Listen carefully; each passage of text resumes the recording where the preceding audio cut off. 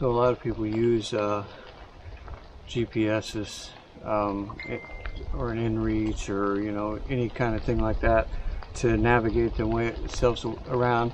And some of those people carry a spare map and compass of the area just in case that GPS fails or gets lost or whatever. But a lot of those people that do carry the spare maps and stuff, and just in case it fails, they don't really know how to use them. So if you have a map or a compass and you don't know how to use either one of them, then you might as well just use it as a fire starter or something, because it's not going to help you any. So if you are one of those people that don't know how to use a map to navigate, to find their position, and then to get back home by using a map and compass, then this video could help you.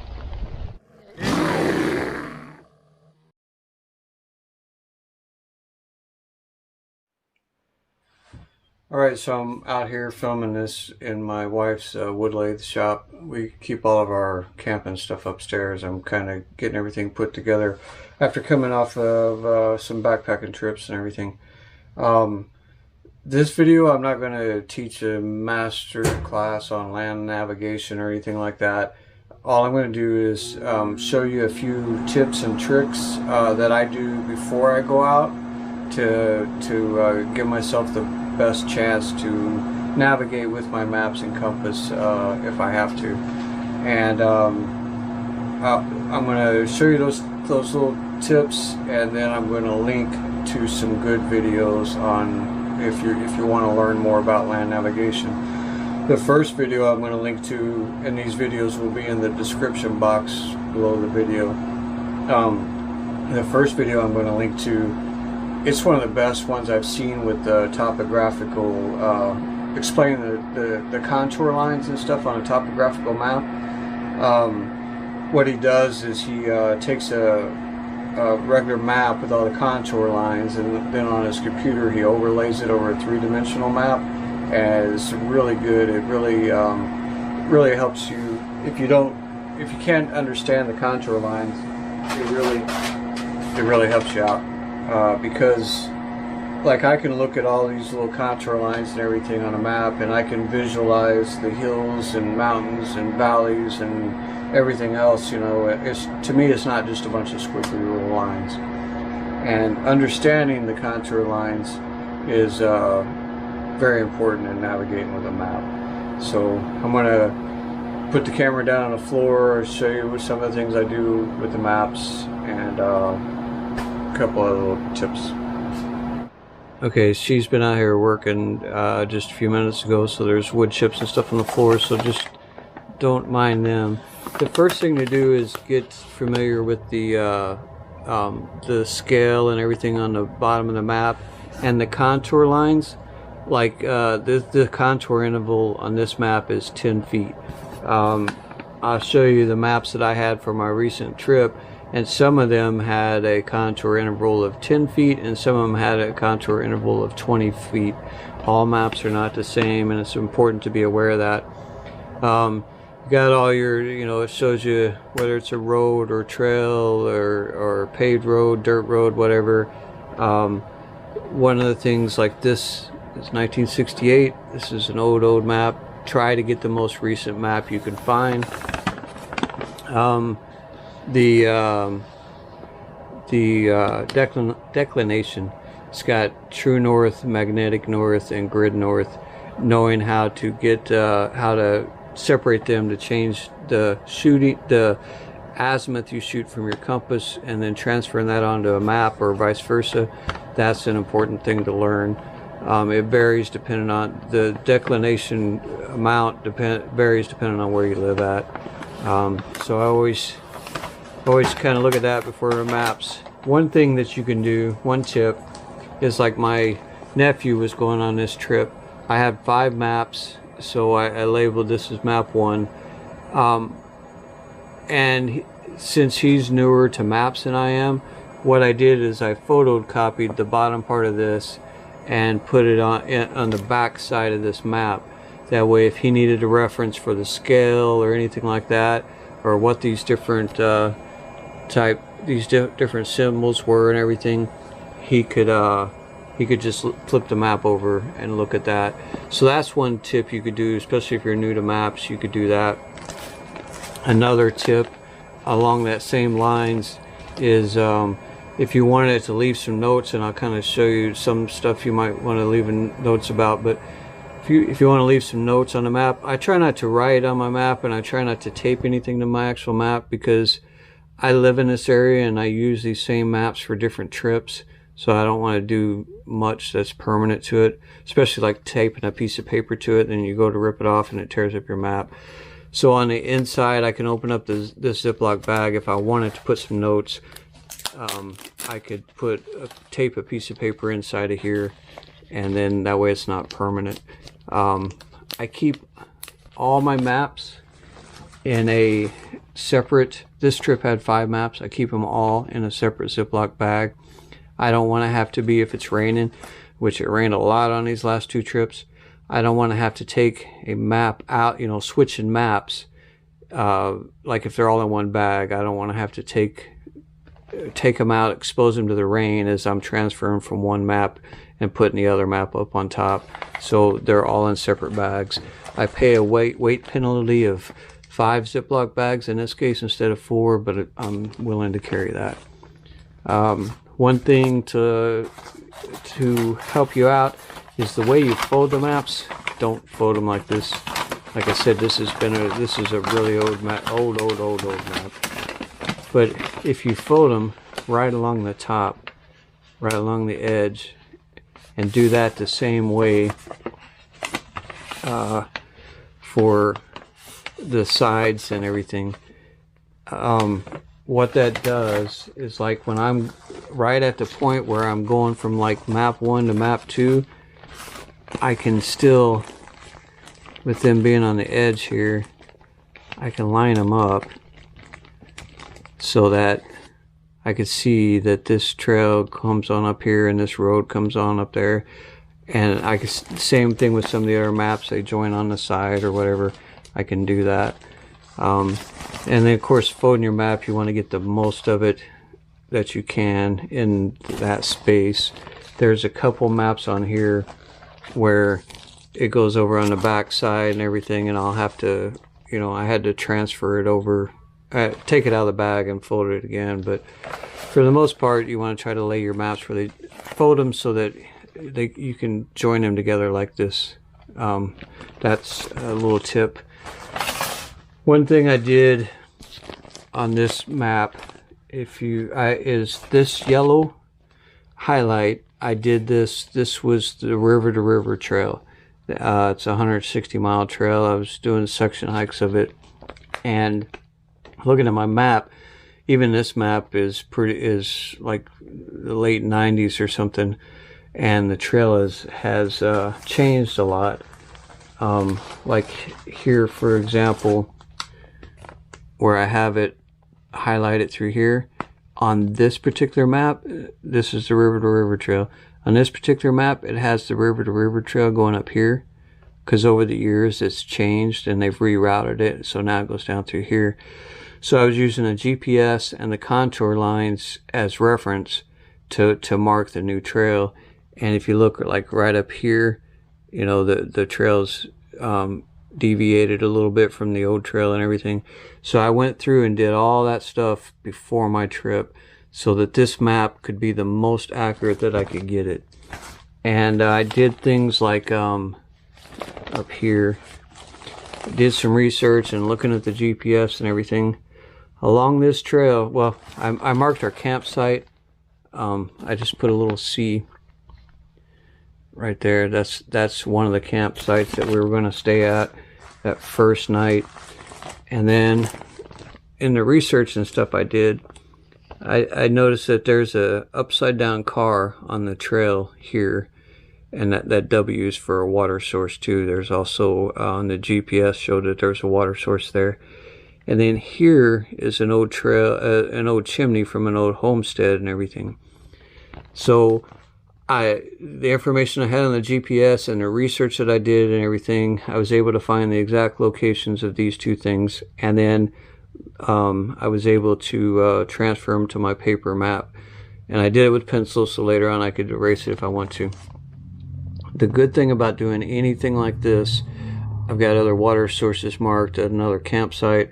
The good thing about doing this kind of stuff is if my GPS failed on me, batteries went dead, I lost it, I dropped it, whatever, and I had to find my location on this map. One thing I could do is just think about what we did. I just imagine we left that morning. We was going down this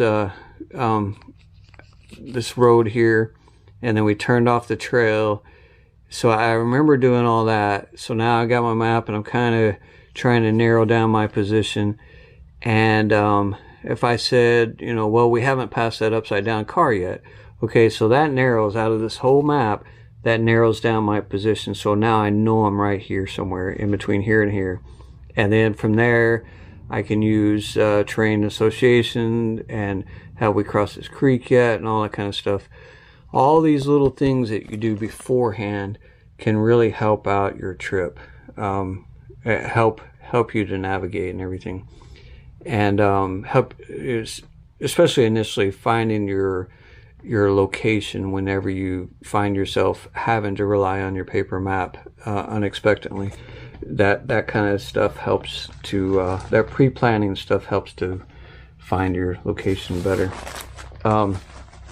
So now I'm going to show you a little video clip. I'm going to transfer on. I'm going to add on here in a second. And this is the area I was talking about in the video clip. Oh, one tip I forgot to say. I always carry a pencil, and I keep it in the map that I'm currently on.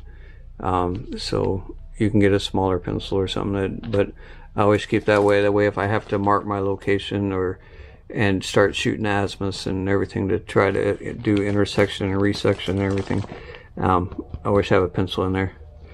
So this is the area where I was talking about, and off the main river to river trail, me and my dog were going to split off, and we're going to go down here to this water source, get some water, and come back up and stay on this overlook up here. Now, if we would have followed the trail from here on through, there's no water source up top. So we were going to go down, get some water, come back up, and even on this, the trail is not all the way up because this is an older map, but the trail actually goes on all the way up there. So I show in this video about using the contour lines and everything to kind of understand, because we were coming down through here. This looks like, if you weren't paying much attention, it looks like, well, I'll just follow this trail down here until I cross this creek, and then as soon as I cross that creek, then the trail should shoot back up this way. But actuality on the ground, there's other little creeks running down through here that aren't on the map. So in the video, I talk about that we crossed a creek right up in here somewhere, and then if we would have just shot straight up this way, climbing up this hill, thinking we were climbing up those hills, we would have got up here thinking we were actually over here. So that kind of stuff can really get you off and get you lost. So knowing how to read the contour lines, this is more open and level and everything. And then as you get down here, you start getting into these cliffs and stuff before you actually get to this, where you cross this creek, and then the trail shoots back up.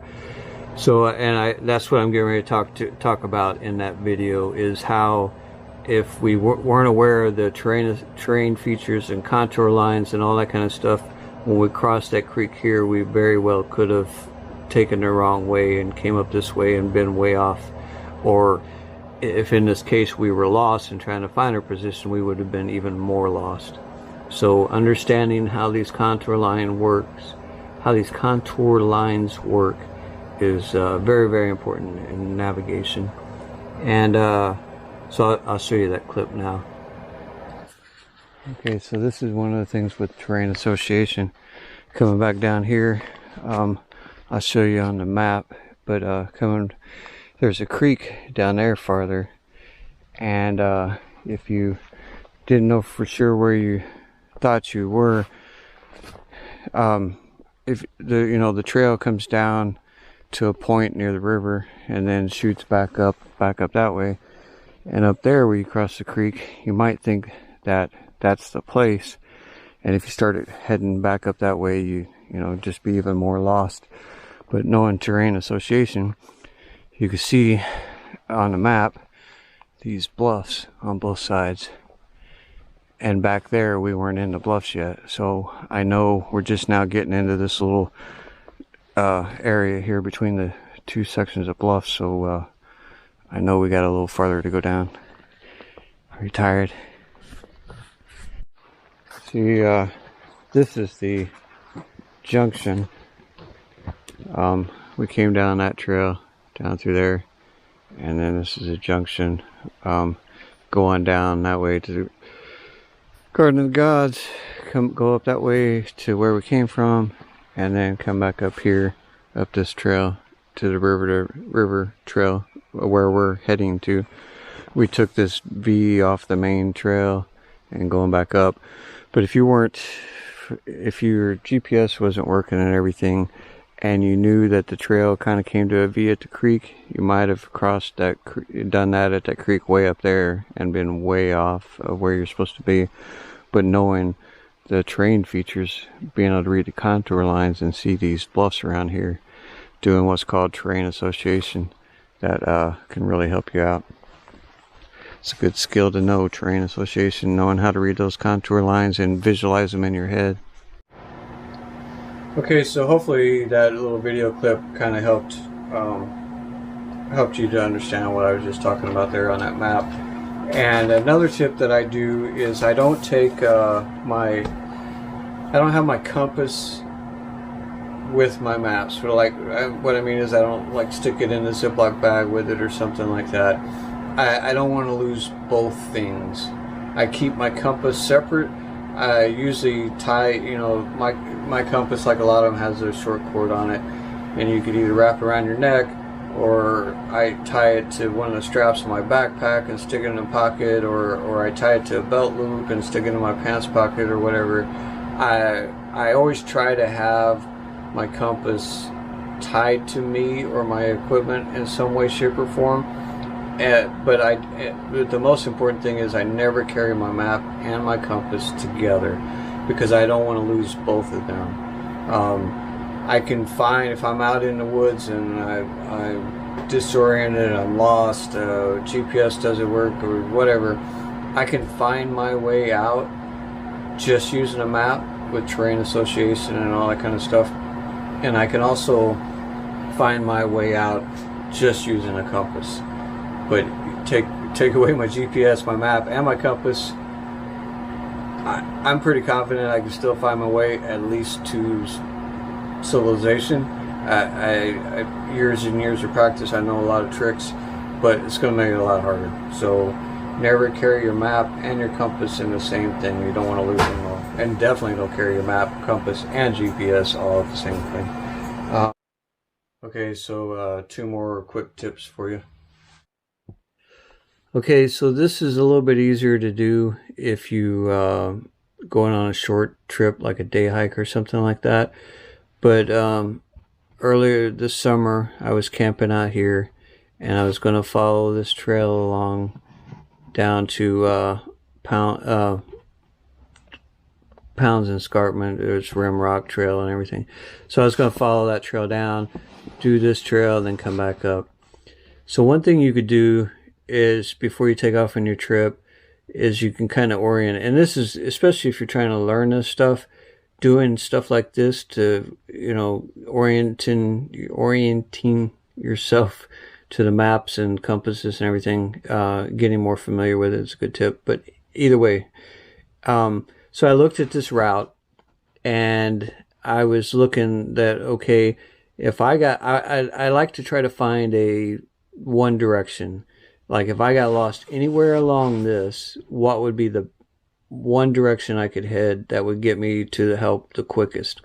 Because if I got out here and I seen something shiny and was wandering off over here somewhere or over here and went to, then kind of got lost.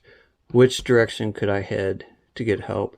You know, if I went north, I could end up way lost, and same way with going west, and even like if I wandered off the trail and ended up over here and not realizing it, and if I went south, you know, I got a long ways to go down to get to a road. If, you know, talking about using a compass for a straight line direction. But in this case, from here to here and then returning, I know that anywhere along there, if I went east, the top of the map is north. This side, I'm pointing towards east right now. If I went east anywhere along this trail, no matter where I was, the trail goes through here, but no matter where I was lost on it, if I went east, I'm going to hit this major road. And then from there, I could, you know, go north or south and get, you know, or at least a car come by or something, you know. But I know on this trip, there and back, I could head east if I got lost, and I'm going to find my way to a road really quickly.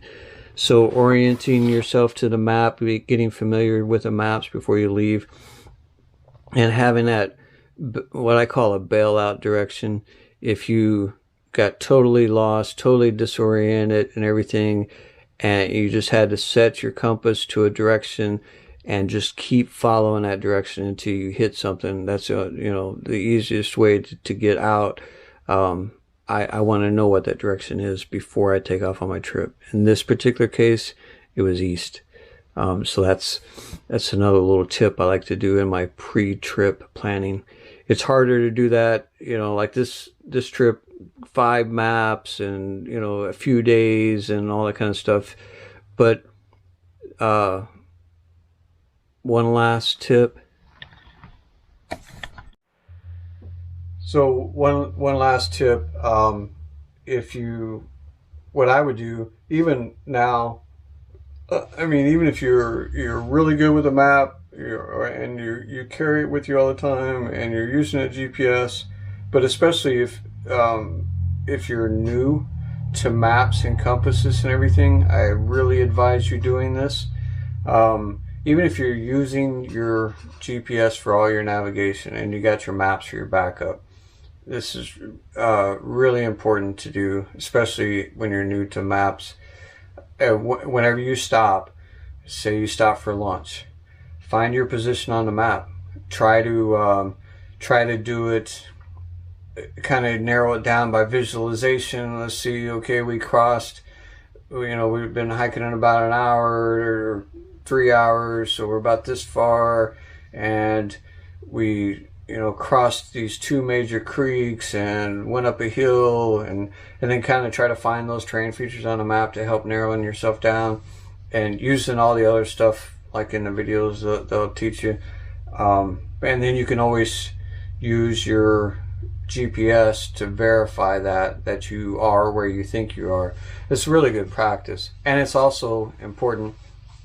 Like if you take your pencil, and once you verify that that's where you're at on your map, say you stop for lunch, mark that on the map. And then when you stop at the end of the day, do the same thing, and then mark that on the map. So, you know, if you got a map this big, and you know you've already stopped for lunch and you verified that you're right here, and then you from here on up you get lost, well, that's going to narrow down your search area, you know, that you're going to have to try to find through train association and different things. You've narrowed down your area on your map to search at, you know. And it's just good practice to be able to try to verify your position on the map, and then you have your GPS that's working, everything. You can verify it once you identify, to try to identify your position on the map, and then use your GPS to verify that you're doing this. Great practice. And then even now, I mean, I am really confident with maps and compass. But like on this trip, when we stopped for lunch, when we stopped at camp, and you know, I marked that position on the map. Just like I said, if I needed to go to my paper map at any time, I've already narrowed down the area of the map that I have to try to figure out where I'm at. And it's good practice even now, many years later, for me to still be doing that. It's just good practice. So check out the videos. I'm gonna post a link on that one guy. The first video, great three-dimensional version of the topographic contour lines on there. One thing I haven't seen any of the videos point out about contouring intervals is that's very important. If the contour intervals are 20 feet and you see a cliff there and it's 19 feet, it's not going to show up on the map. So you need to be aware of that kind of stuff too as you're learning. You'll say, well, I can't be right here because the map says there's no cliff here, but I'm looking at a cliff, a small little bluff, you know. So that's a little tip. I didn't see a lot in a lot of the videos teaching this stuff that they talk about. First video, really good three-dimensional view of the contour lines. The second video, it's a playlist of Cracker. He does a series of, from like the basics of shooting an azimuth with a compass, and then kind of goes on and progresses with those skills in that playlist. There's a lot of other really good videos out there. I like the way he did it. He kept it really basic and got his points across and everything. Real simple to learn, real just nothing complex and everything.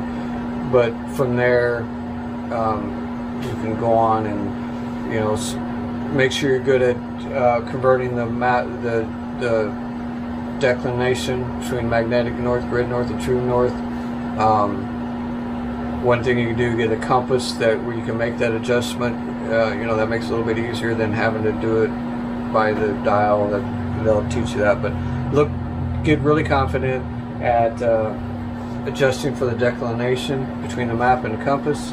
Get really confident at reading those contour lines. When you look at all them brown little squiggly lines, you should be able to visualize in your head the hills and valleys and cliffs and bluffs and draws and saddles and everything. Get good at that. Map and compass, never carry them together, carry them separately. Orienteering stuff is really, really good practice for using a compass.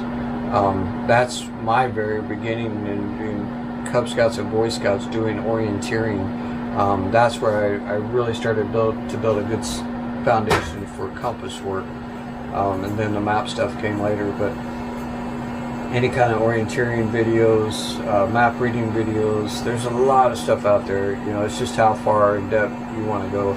And I think if you're out backpacking and you're out doing trips, especially if you're solo, you should be an expert at it. I mean, it could mean the difference between life and death. So watch the videos in the description box, and then take that little bit of knowledge and expand on it and get really good at this stuff so you can go out, enjoy a trip, and make it home safely.